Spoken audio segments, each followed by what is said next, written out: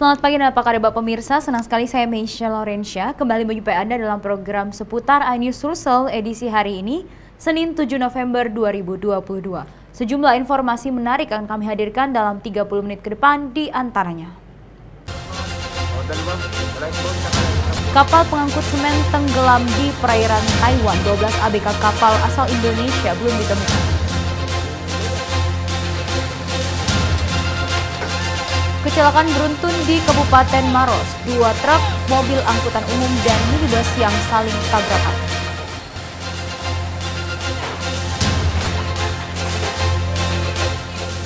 Angin puting beliung terjang pemukiman warga di Kabupaten Sidrap, Sulawesi Selatan. Pemirsa, selain cuplikan informasi utama tadi, sejumlah informasi menarik lainnya siap kami hadirkan pada pagi hari ini untuk Anda. Dan inilah seputar iNews Sulsel selengkapnya.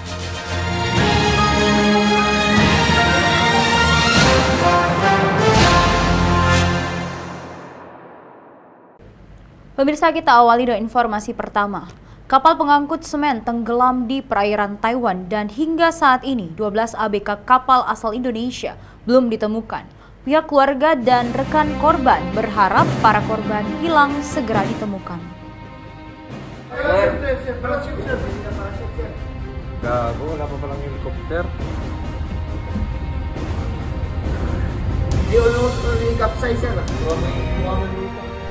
Hingga saat ini 12 ABK kapal pengangkut semen 10.000 ton Xing Shun nomor 1 yang tenggelam di lepas pantai Kaohsiung, Taiwan masih dinyatakan hilang. Dari jumlah total 20 ABK kapal asal Indonesia yang ada di atas kapal naas tersebut, 12 di antara ABK kapal masih dinyatakan hilang dan salah satu korban ABK yang belum ditemukan tersebut asal Sulawesi Selatan, Kabupaten Bulukumba atas nama Andi Agung Matola. Bertugas sebagai kepala kamar mesin di kapal Nas Xing Shun nomor 1 yang tenggelam pada Minggu dini hari 31 Oktober 2022 waktu Taiwan. Diketahui kapal yang ditumpangi oleh 20 ABK kapal asal Indonesia ini tenggelam saat dihantam badai dan mengalami kerusakan mesin dalam pelayaran dari negara Vietnam menuju Taiwan. Yang kita dapatkan 20 orang itu, sebelumnya kan 20 orang. Ada kejadian aksiden sebelum kejadian kapal terombang-ambing ini sudah dilarikan ke rumah sakit karena ada patah tulang apa aksiden kecelakaan kerja, dan 17 itu menyelamatkan diri. Ternyata dan 5 orang itu hanya yang bisa dapat ditemukan, 12 yang masih terombang-ambing. Oh, itu belum ditahu keberadaannya sampai saat detik ini. Itu semua orang Indonesia. Betul, orang Indonesia semuanya. Berikut 20 daftar nama-nama kru list ABK kapal Xing Shun nomor 1 asal Indonesia yang tenggelam di perairan Taiwan.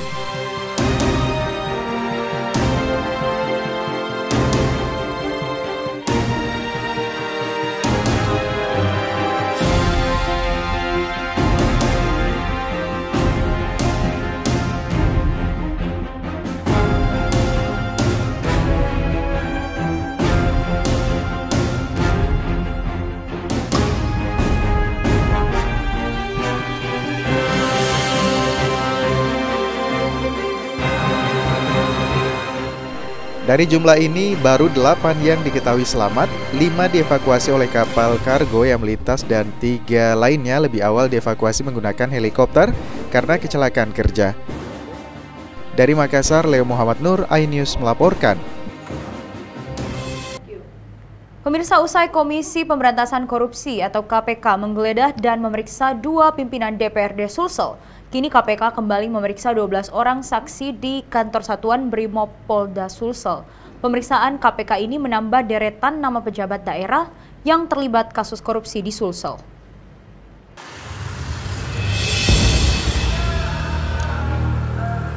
Tim penyidik KPK memeriksa 12 orang saksi di markas Satuan Brimob Polda Sulsel pada Kamis 3 November lalu.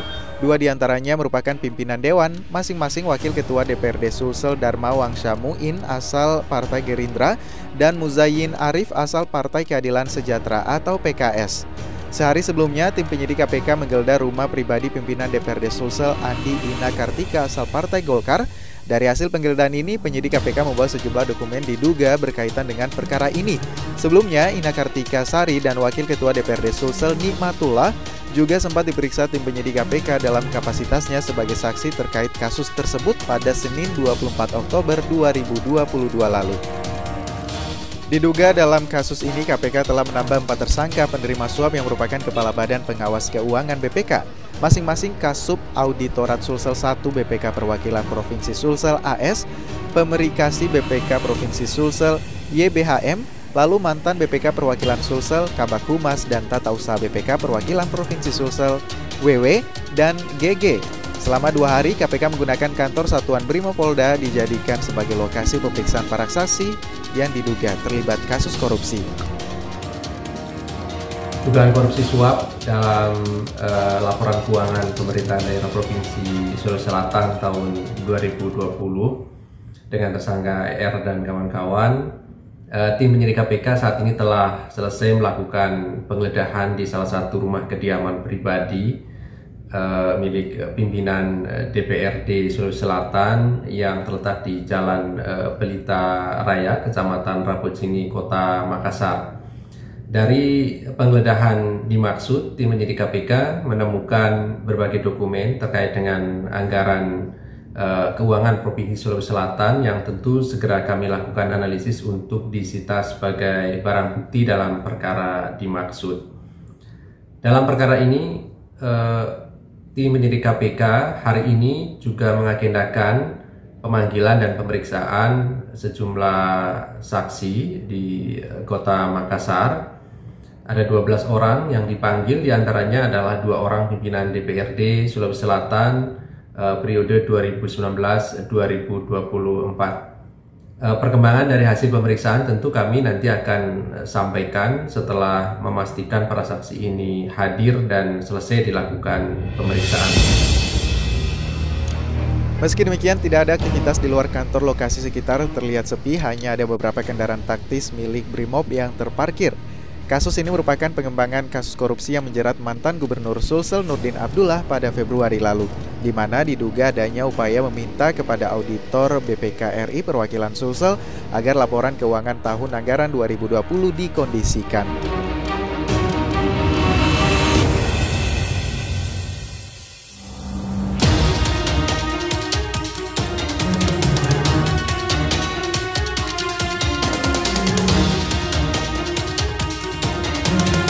Dari Makassar, Andi Dewi Sunggu, iNews melaporkan.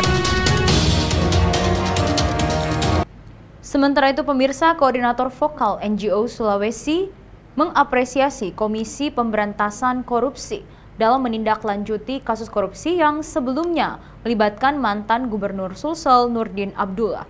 Bahkan Jusman menilai pimpinan DPRD Sulsel yang menjadi terperiksa saat ini masih sebagai saksi. Koordinator Forum Komunikasi Lintas NGO Sulawesi, Jusman AR, mengapresiasi KPK usai menggeledah dan memeriksa sejumlah pimpinan DPRD Sulsel terkait dengan kelanjutan dari kasus korupsi mantan Gubernur Sulsel Nurdin Abdullah.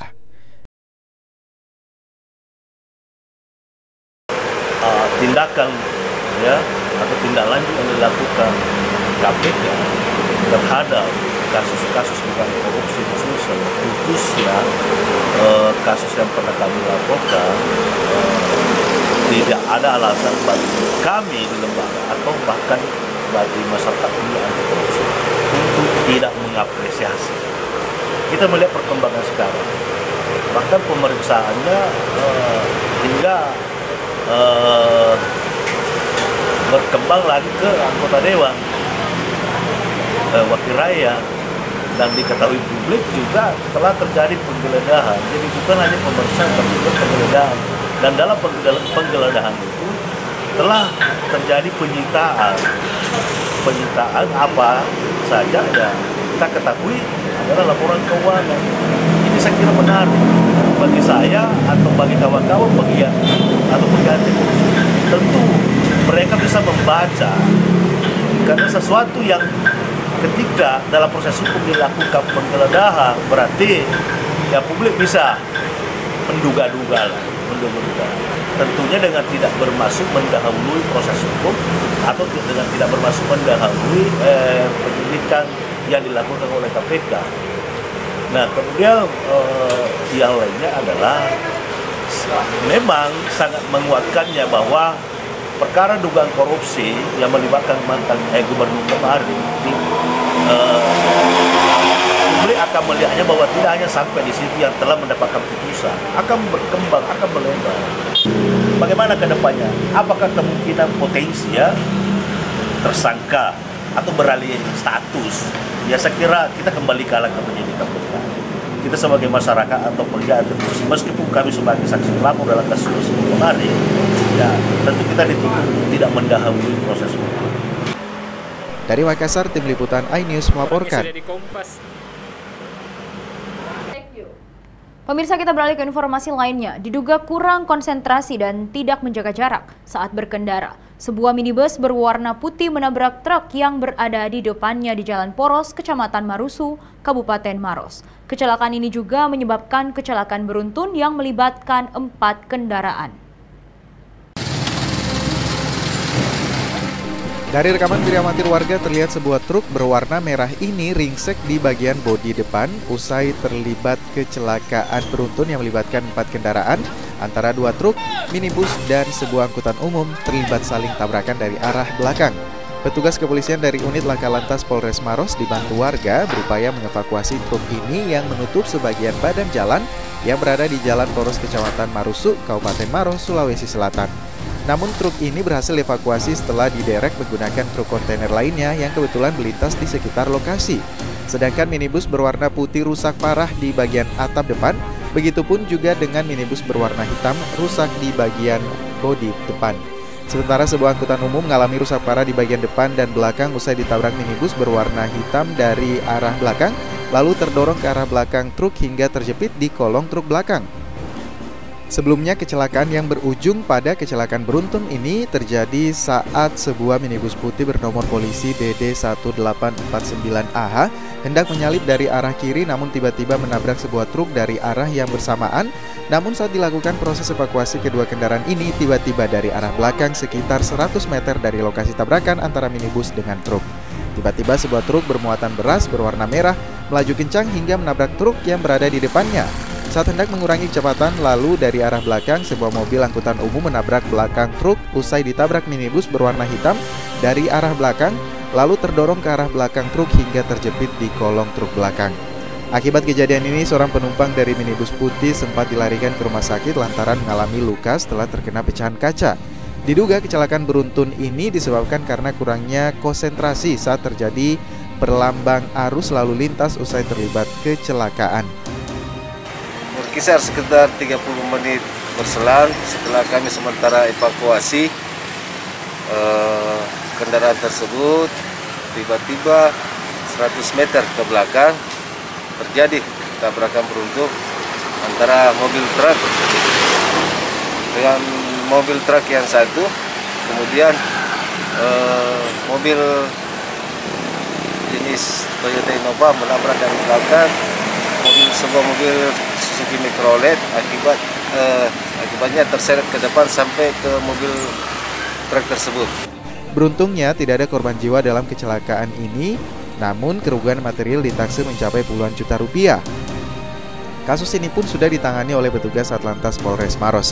Kemacetan panjang pun sempat terjadi di lokasi kejadian dari arah Kabupaten Maros menuju Kota Makassar. Dari Kabupaten Maros, Wahyu Ruslan, iNews melaporkan.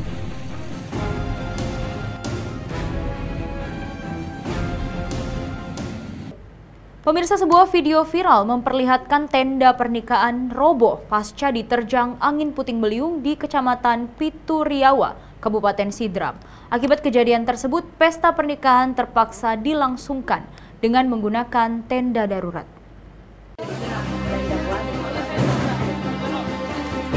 Inilah video viral usai sebuah tenda pengantin yang roboh usai diterjang angin puting beliung di Desa Anabanai, Kecamatan Pituriawa, Kabupaten Sidrap pada Jumat petang kemarin. Tenda ini roboh sebelum berlangsungnya pesta pernikahan keempat mempelai pengantin di desa ini yang rencananya akan berlangsung pada Sabtu 5 November. Di lokasi kejadian pesta pernikahan ini tetap dilanjutkan dengan menggunakan tenda darurat. Usai sebelumnya saat kejadian, pihak keluarga dan warga sekitar bergotong royong mendirikan tenda darurat tersebut agar pesta pernikahan dapat berlangsung. Pihak keluarga pengantin mengatakan sebelum kejadian, angin puting beliung ini tiba-tiba muncul disertai hujan deras dan langsung memporak-porandakan tenda pengantin. Waktu kemarin sekitar jam 4 hujan deras, lagi hujan, tidak lama kembali hujan lagi, langsung datang hujan puting beliung sekitar 10 menit. Roboh panggung dengan tenda depan rata dengan tanah. Itu jam 4 kejadian. Meski menggunakan tenda darurat, pesta pernikahan keempat mempelai yang kawin kembar ini tetap berlangsung dengan meriah. Dari Sidrap, Erwin Eka Pratama, iNews melaporkan.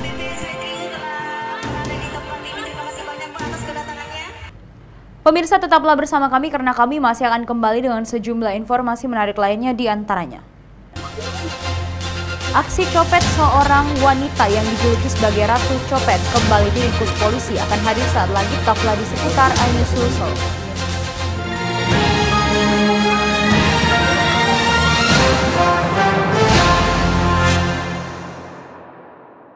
Dan cobalah mari kita semua saling menyayangi dan saling berbagi, dan bersama untuk hadapi bencana, kelak sambut pagi dan cerah mentari.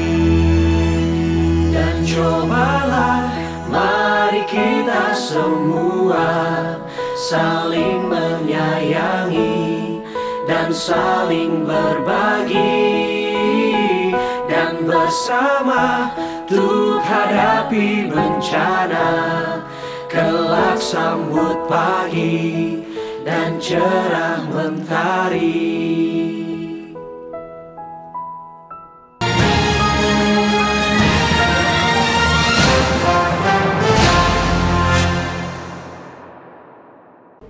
Terima kasih pemirsa, Anda masih bersama kami di seputar iNews Sulsel. Pemirsa, angin puting beliung menerjang pemukiman warga di Desa Sumpang Mango, Kecamatan Pituriawa, Kabupaten Sidrap, Sulawesi Selatan pada Kamis sore. Akibatnya puluhan rumah warga rusak akibat diterjang angin puting beliung.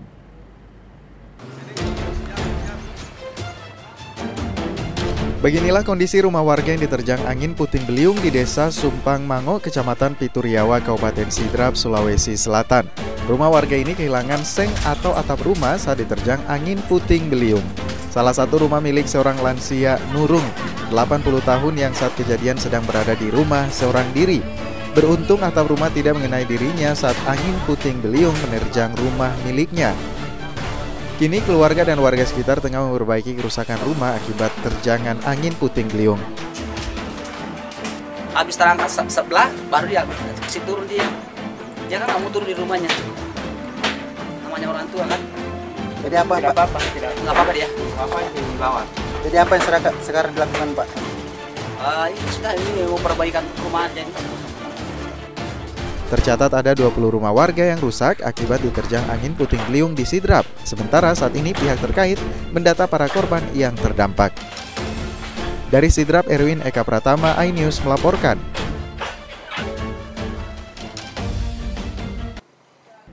Pemirsa, aksi penangkapan komplotan pelaku pencuri motor yang bertugas sebagai penadah barang curian berlangsung dramatis. Polisi berlari dan mengepung sebuah rumah yang berada di kawasan perkampungan guna menangkap pelaku dan menyita 4 sepeda motor yang diduga hasil curian.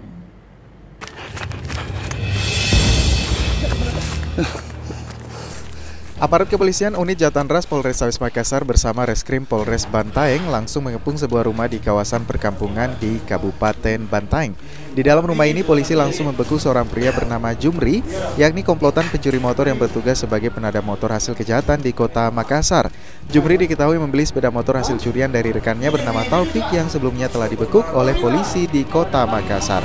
Di rumah ini, polisi menyita 2 unit motor diduga hasil curian beserta sejumlah spare part seperti bodi, mesin, serta plat kendaraan yang telah dilepas oleh pelaku. Selain itu, di rumah lainnya polisi kembali menyita 2 unit sepeda motor yang diketahui dicuri oleh rekannya di wilayah Kecamatan Biringkanaya, Kota Makassar, dan satunya di sekitar Kabupaten Maros. Kasat Reskrim Polres Sabes Makassar AKBP Reonald Simajuntak mengatakan 2 orang pelaku ini bertugas sebagai eksekutor, sedangkan satunya sebagai penada motor barang curian. Modus yang dilakukan dalam aksi curanmor ini yakni pelaku mencuri motor yang kuncinya masih melekat karena lupa dicabut oleh pemilik di dalam halaman rumah. Pelaku kami amankan 2 orang, yang satu pelaku langsung dan satu lagi 480-nya penadanya. Ya, jadi modusnya pelaku ini adalah pada saat dia lagi mengendarai sepeda motor melewati rumah korban, didapati sepeda motor korban ini ada kuncinya di sana. Kemudian dia berbalik lagi. Kemudian dia taruh motor dia ambillah, dia tinggalkan motor di situ, dia ambillah motor itu karena kuncinya sudah ada di situ dan dibawa pergi sama pelaku. Pelaku beserta barang bukti kemudian langsung dibawa ke Polres Sabes Makassar untuk diproses hukum bersama dengan rekannya yang terlebih dulu ditangkap. Untuk eksekutor, pencuri motor akan dikenakan pasal 363 terkait pencurian disertai pemberatan, dan untuk penada motor akan dikenakan dengan pasal 480 KUHP. Dari Makassar, Leo Muhammad Nur, iNews melaporkan. Pemirsa, aksi copet seorang wanita yang dijuluki sebagai Ratu Copet telah beberapa kali mendekam di balik tahanan kembali diringkus polisi setelah kembali melakukan copet terhadap korbannya di sebuah mal di Kota Makassar. Aksi pelaku terekam kamera pengintai CCTV gedung mal. Iya, pas saya sebagai seperti sih.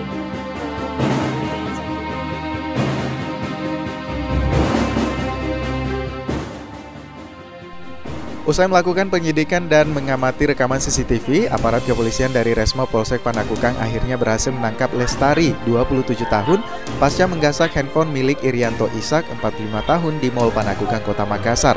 Aksi Lestari terekam kamera pengawas CCTV di sekitar lokasi. Diketahui Lestari bukan orang baru dalam kasus pencurian di Mall Panakukang. Dirinya beberapa kali terlibat dalam aksi pencurian sehingga dijuluki Ratu Copet.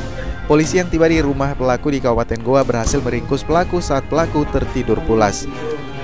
Kapolsek Panakukang Kompol Abdul Aziz membenarkan Lestari diamankan anggota Resmo Polsek Panakukang di BTN Bakolu, Kabupaten Goa. Aziz menambahkan selain mengamankan pelaku, pihaknya juga mengamankan 2 rekaman CCTV, 1 unit handphone, 1 lembar baju gamis kotak-kotak warna hitam putih, 1 buah dompet warna hitam, serta 1 buah tas warna hitam.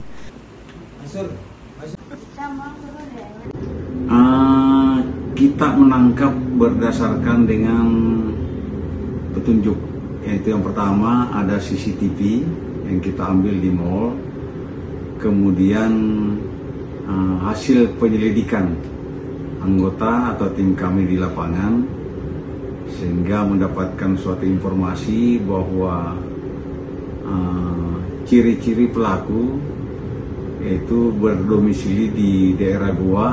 Akhirnya anggota mengembangkan dan begitu sampai dengan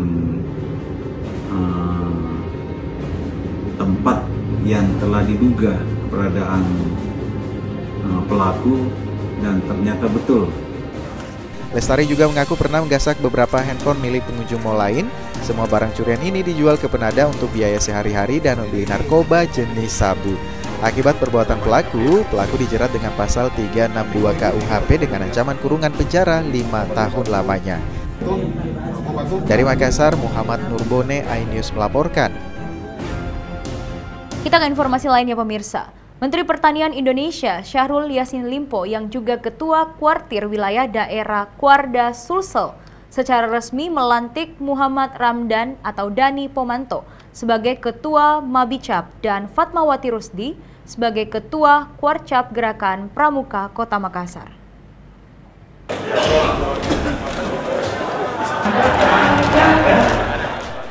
Menteri Pertanian RI Syahrul Yassin Limpo yang juga Ketua Kuartir Wilayah Daerah atau Kuarda Sulawesi Selatan secara resmi melantik Muhammad Ramdan Pomanto sebagai Ketua Majelis Pembimbing Cabang dan Fatmawati Rusdi sebagai Ketua Kuartir Cabang Gerakan Pramuka Kota Makassar di salah satu hotel di Kota Makassar Jumat 4 November lalu, masa bakti 2019-2024. Syahrul Yassin Limpo mengatakan amanah ini harus dijalankan dengan baik. Pramuka menjadikan kita kian tangguh dan penuh rasa kepedulian antar sesama. Di Pramuka, jiwa sosial ditempa dengan banyak aksi nyata, terlebih pada Ketua Mabicap dan Ketua Kwarcap. Disinilah peran serta Bapak dan Ibu untuk memotivasi masyarakat lainnya agar cinta Indonesia. Pramuka itu kan tidak boleh dipisahkan dengan pemerintah. Apalagi Pak Wali Kota udah punya program itu. Pak Wali Kota arahkan untuk Pramuka memposter hal-hal yang berkait dengan katakanlah tanaman-tanaman yang berkait dengan inflasi kan. Inflasi itu ada cabai, ada bawang, ada tomat. Nah itu yang praktis-praktis itu tinggal Pak Wali perintahkan Pramukanya ambil bagian. Usai dilantik, Dani Pomanto menyampaikan harapannya agar Pramuka bisa menjadi garda terdepan di masyarakat. Seperti tadi disampaikan dukungan dari Pak Menteri, kan luar biasa sebagai Pramuka. Sebagai Menteri Pertanian, beliau sudah sampaikan bahwa dia akan mendukung food security karena itu bagian daripada otorisasi beliau. Dan saya kira momen ini luar biasa sekali. Saya dengan Ibu Fatma tentunya, saya sebagai pembina, Fatma sebagai ketua, saya akan mendukung sepenuhnya apa yang akan diinisiasi oleh Ibu Fatma. Sudah saatnya Pramuka menjadi garda terdepan di masyarakat. Pramuka harus menjadi contoh dan teladan memberikan pengabdian pada masyarakat dengan turut terlibat dalam aksi sosial dan membantu pembangunan Makassar. Dari Makassar, Mulyadi, iNews melaporkan. Pemirsa, Aliansi Penyelenggara Perguruan Tinggi atau APERTI menghimpun kekuatan untuk melaksanakan pendidikan yang bermutu baik. Hal tersebut disampaikan Ketua Umum APERTI, Prof. Mansyur Ramli, usai mengukuhkan pengurus pusat APERTI yang dihadiri tokoh-tokoh nasional di Kota Makassar.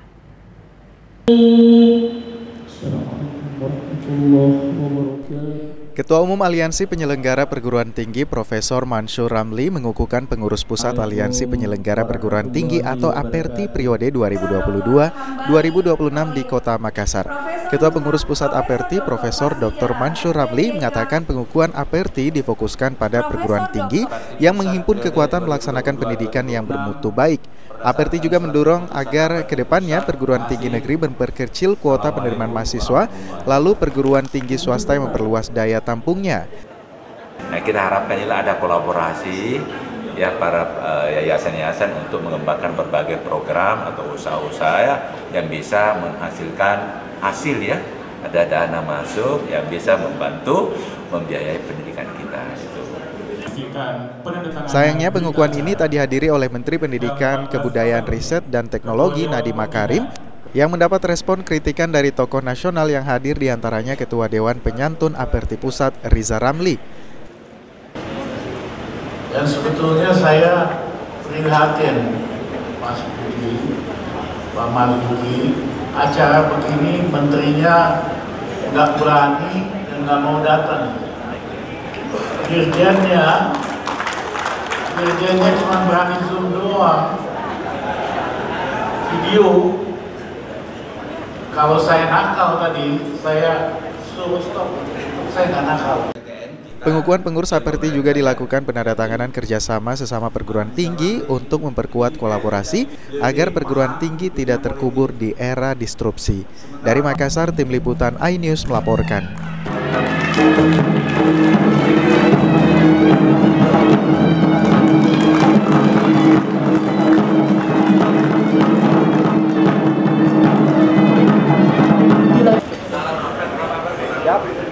Mohon izin apa ajen? 1, 2, 3 ajen, 1, 2, 3. Siapa? Pemirsa, informasi dari Kota Makassar tadi sekaligus menutup perjumpaan kita dalam program seputar iNews Sulsel edisi hari ini. Selamat menyaksikan program RCTI selanjutnya. Saya Meisha Lorensyah dan segenap kru yang bertugas undur diri. Tetap semangat dan salam kitab pada salam.